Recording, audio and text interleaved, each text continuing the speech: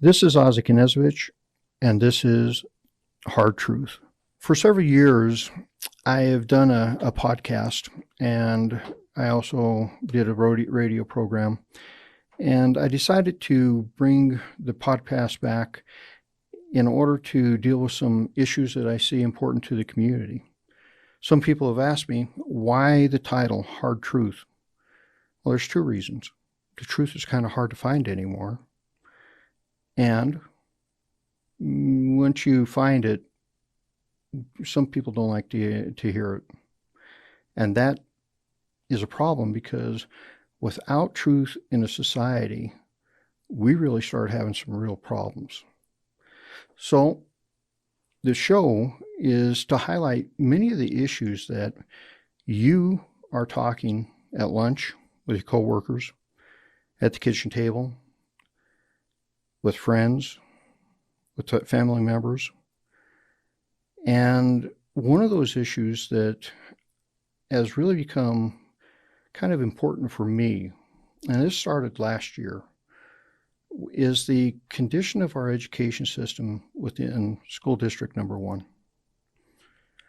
I was born and raised in Rock Springs. I graduated from the Rock Springs High School. And it really concerns me when you hear people talk about the education that our kids in this area are getting now. It really concerns me that we don't seem to have the quality of education that we did when I graduated from Rock Springs High School. I've talked to a lot of people. I've talked to parents. I've talked to teachers, former teachers. And one of the hardest things for me to hear is when business leaders talk about people moving into our area and the newcomer coming in asks, well, where do you think we should live? Green River, Rock Springs. And you have business leaders that are going, if you have young kids, you probably should consider Green River because the education's system is a little bit better there. That's shocking for me. And the disparity is quite large. This isn't just a one-off situation. Green River is ranked a lot higher than the Rock Springs High School and Skill District in totality. And why is that? How did that happen? I've attended a lot of meetings over the last several weeks. One parent meeting. And I sat back and I listened. And a lot of the parents are talking about accountability. One parent expressed a lot of concern that at the high school, and I'll put it in their words, I'm involved with my kid. I ask them to bring their homework home. We work with the homework. And when my son looks at me and goes, there's no big deal, Dad. I can take this test as many times as I want. The frustration that I heard from that parent in the next words were, what are you doing telling our kids that they can take a test as many times as they want? Where's the accountability? How are you developing them into better students, or are you just trying to get them to pass a test so your graduation rates go up? And that was the question that was asked. Then last week, I attended the school board meeting. And if we could bring this slide up. And at that school board meeting, I listened to a presentation. That presentation was about the new numbers that have come out in reference to the proficiency ratings of our kids and their proficiency in English, math, and sciences. And if you listen to the presentation, it sounded like things are going fairly well. Well, there's a problem with that because I had already received that data. I had already looked at that data, and things are not going very well. I will take my hat off to the junior high. The junior high is doing something really good. Whatever it is, the district really needs to look at that because their test scores are actually up.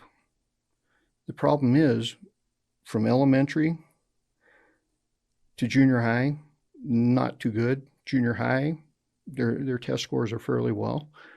But after that, by the time they hit the 10th grade, we're ranked last as compared to larger school districts. So as we talk about these issues, I'll tell you exactly the way I framed it with our school board. And our school board really needs to get more engaged in this. They need to question the data that they're being given. Because in one study, they found that our school district is ranked 66th out of 80. Another source puts it at 252 out of 311. Another source puts us as a totalitarian of the issue of 31 out of 40. We can't have that. We have to do better. And we can do better. There are a lot of ways that we can fix these issues. The one issue is graduation rates seem to be a mystery in our school district. Because when asked about those graduation rates, the officials at the school district, well, those numbers haven't come out. Those numbers are lagging. Well, it's not that hard to find those numbers. The number I heard it presented to the board is not what I received from the source documents through the state of Wyoming.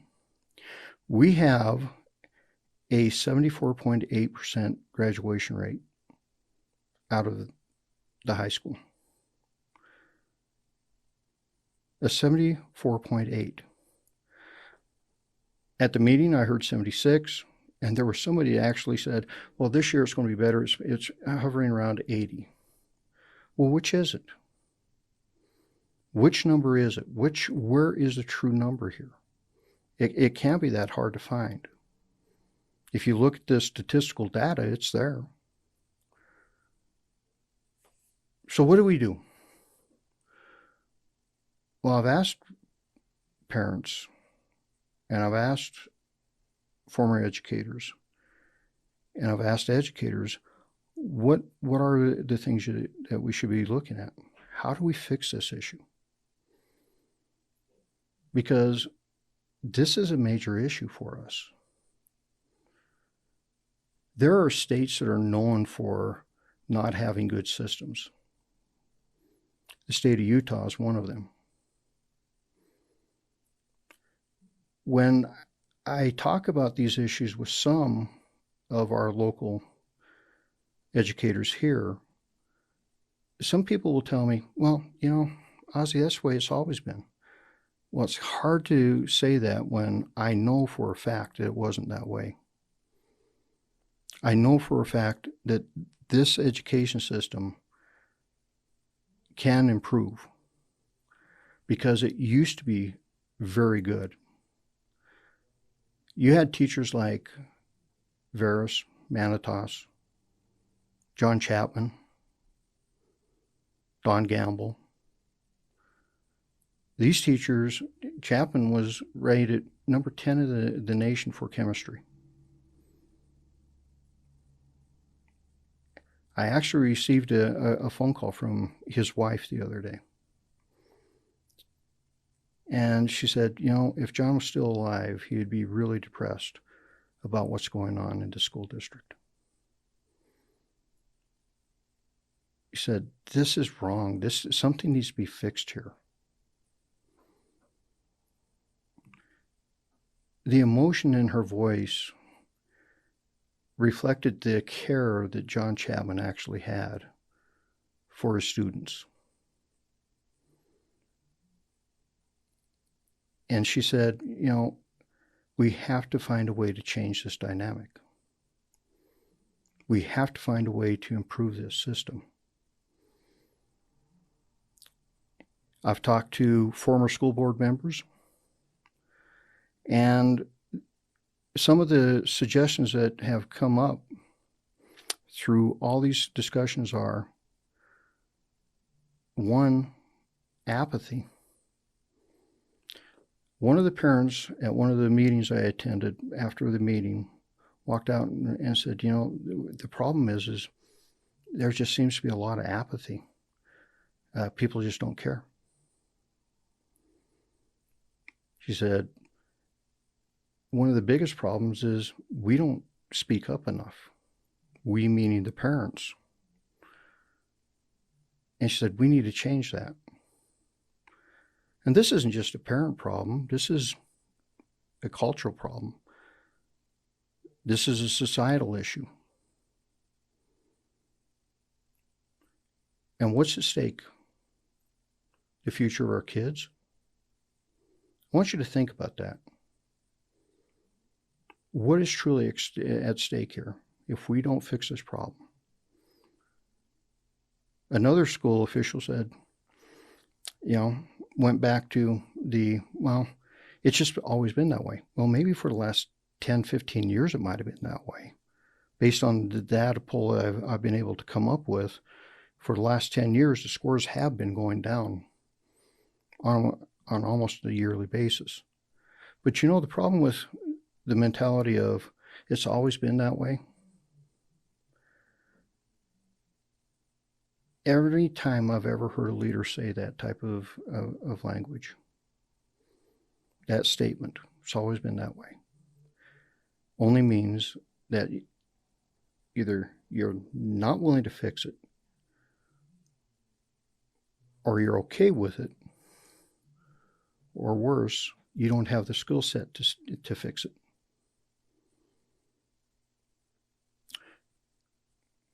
I've never been able to accept that line from anyone, even when I was a subordinate. If one of my leaders told me it's always been that way, the translation is you really don't care. We should care about this. Each and every one of us should care about this. So we need to end the apathy side of this. We need to get people involved.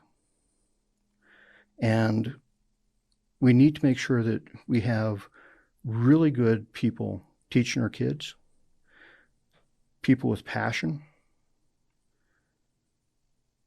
But that's only part of the problem. We have to have expectations of what all of us involved in this situation need to follow. The expectations of parents, of the student, of the faculty, of the administration. Without any expectations, how can you have that accountability?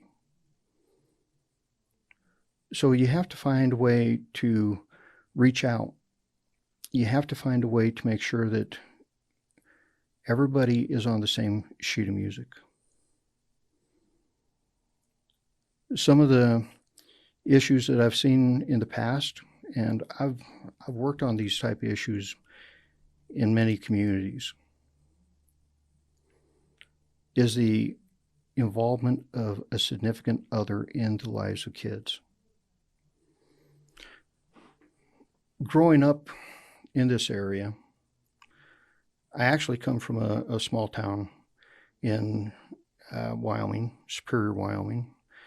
I spent most of my 11-year-old through my teens in Superior. My family has been in Superior since 1909. And one of the things I noticed when I got out of the Army and came back to Superior, came back to this area, was that the kids tended to hang out on Main Street next to the bars, And that's because that's where mom and dad sometimes were. It wasn't any different than when I was growing up. And I went, we have to change this dynamic. So I started a martial arts school in Superior. And that was a very successful program. I had certain expectations. In order to stay in my class, kids had to hold a C average. C average isn't that hard, folks. It baffled me when I read in the paper that they were actually talking about, well, you can't have any Fs if you want to play sports. Fs. When I was playing sports, you couldn't have an F. You couldn't have a D. You had to have a C average. You literally had to take a sheet around to every one of your teachers and have them sign off every week saying that you were up to speed on your homework. So, rule 1, you have to have a C average. Rule 2, you can't use what I teach you to hurt other people. And instead of those kids being out on the street, they were now in my class for 2 hours a night. And some of these kids come from really hard background. But you know something? Within 2 months, every one of them were at a C average. It's an amazing thing about kids. If you give them parameters, if you give them guidance, if you set the expectations, they thrive. And that's why you have to have those mentors. And we need to develop a core mentorship group within our community to reach out to kids and instill in them the passion to learn. Kids have to show up at school. They have to be on time. For every one of you that are working people, how well does it work if you show up to work late? Odds are you won't have that job very long if you're not showing up to work or showing up late. Well, it has to be the same way with your kids. The problem is the state of Wyoming passed a law recently that really there's no disincentive, if you will, for missing school. There's no disincentive because as long as you don't step over 51% of your time not in classroom and you check in online now and again, you're considered to have fully attended. I think that the state of Wyoming needs to take a hard look at that. Rethink that. A lot of the discussions formed around 4-day school week. Not very many parents that I talked to really were in favor of this. And I'd say the majority of the teachers weren't exactly all that in favor of it. And the older teachers, especially those who had retired, were vehemently against it. If you think about it, part of my background is in training. There's no way that you can keep an adult learner focused for over 50 minutes without a break. And it's just one of those things that we built in. We know that people start fading out at roughly 50 minutes. As a former elected, I used to tell my staff if we had to present anything to, let's say, a board of county commissioners, don't have this presentation go over 10 minutes because if it does, you will lose them. You're done. And we think that having kids in a class for over an hour is going to be productive. So I'd say that one of the things we really need to take a look at is this 4-day school week really working? Is it a benefit to the kids?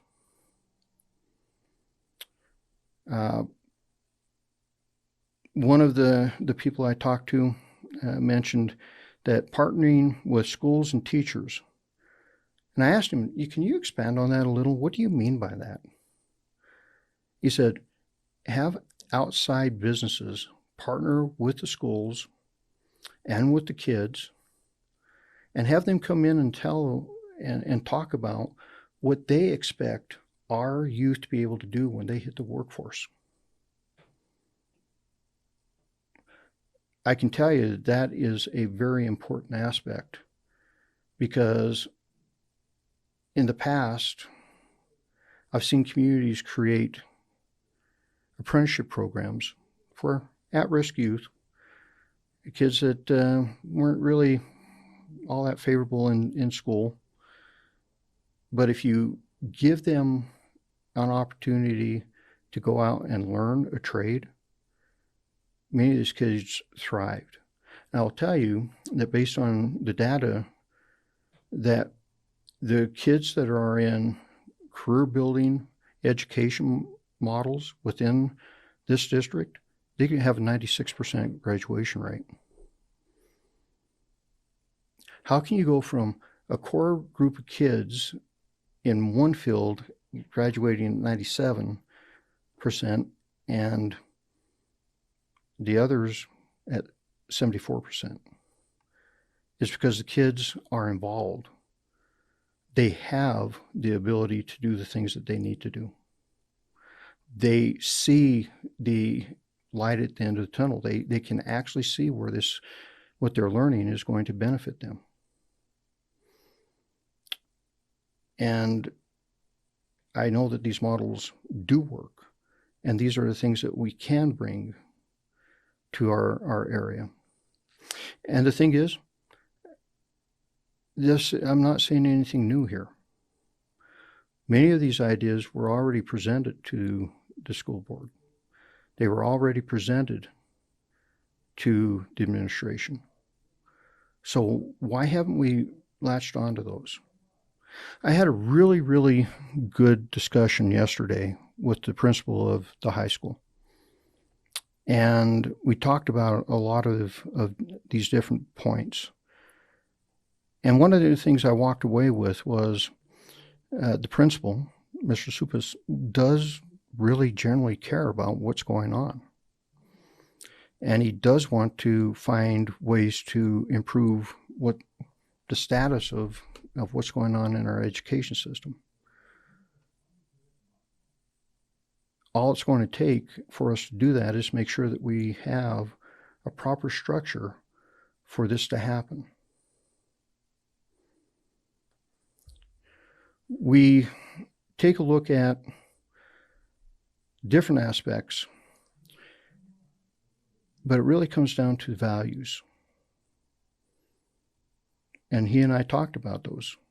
We talked about what are the values that we have in the system that are dedicated to the benefit of our kids. Because everything that we do should be set around a core group of values. We also talked about setting expectations and holding people accountable. And these are all points that we had a very good discussion on. We were able to come to a good understanding of somewhere some of the weaknesses are. But most importantly, it comes down to community-wide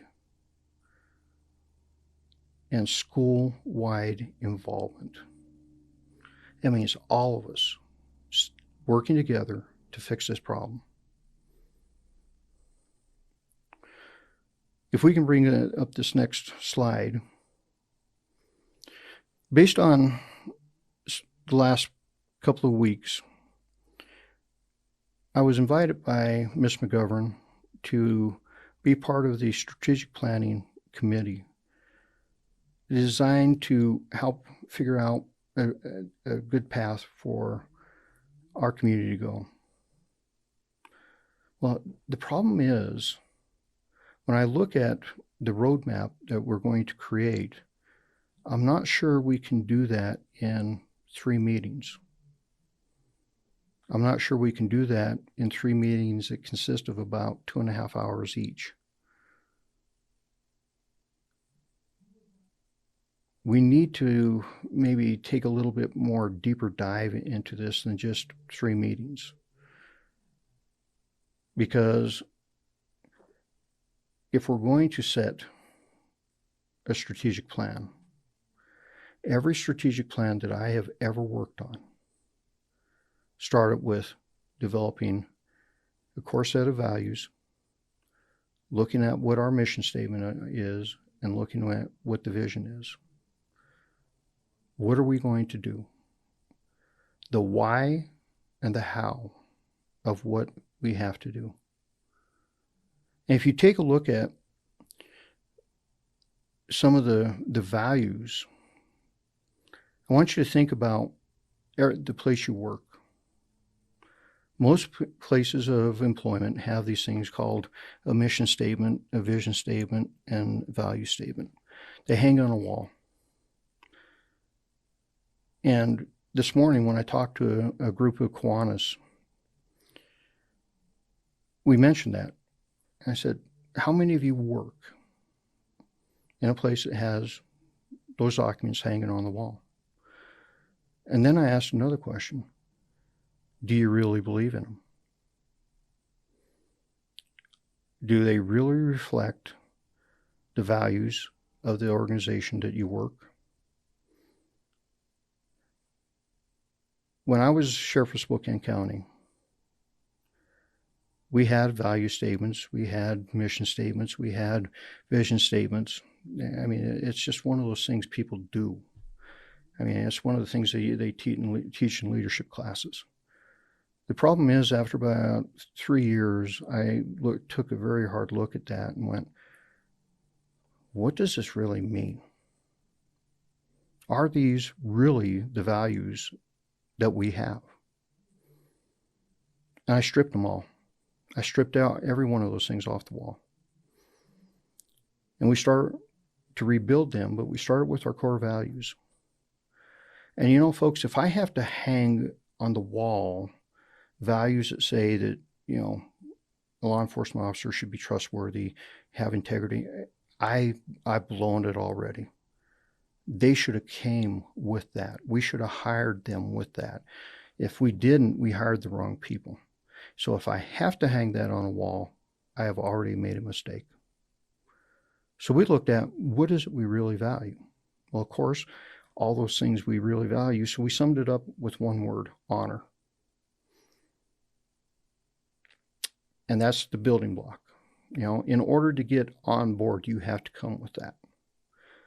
And then we looked at our values of training, education, and innovation. Because if you are an agency that train your people, you educate them, and you are innovative, you can overcome almost anything. And if you do it well, you end up with competent people, and that's the next layer. Train them well, they become competent. If they're competent, they tend to be confident in what they're doing. If they're confident, they are committed. They have the passion for what they do. They have a passion for success. They have a passion for what they do for you in your business. And if you can get them there, you can get them to be professional. And once they become professionals, their service levels jump way up here. And for us in law enforcement, the top tier of that was the public's trust. So I don't see this problem for a strategic plan any different than I do for this. And these are some of the things I'll present to the board and to the committee, as in, what do we really value? Because the key is to build passion in learning again. The key is to build that passion back into what we do in the classroom. Passion for the students, passion for the teachers, that this is something that is vitally important, because education is probably the most important thing that we have as a society. Next week, I want to have a parent come in, because after I addressed the school board, many parents walked up to me and said, we'd like to talk more with you. And I'm going to bring a parent in and give him a chance to talk to you about what he sees in the education system. I look forward to that discussion, and welcome to the hard truth. This is Ozzie Knevovich. Have a good day.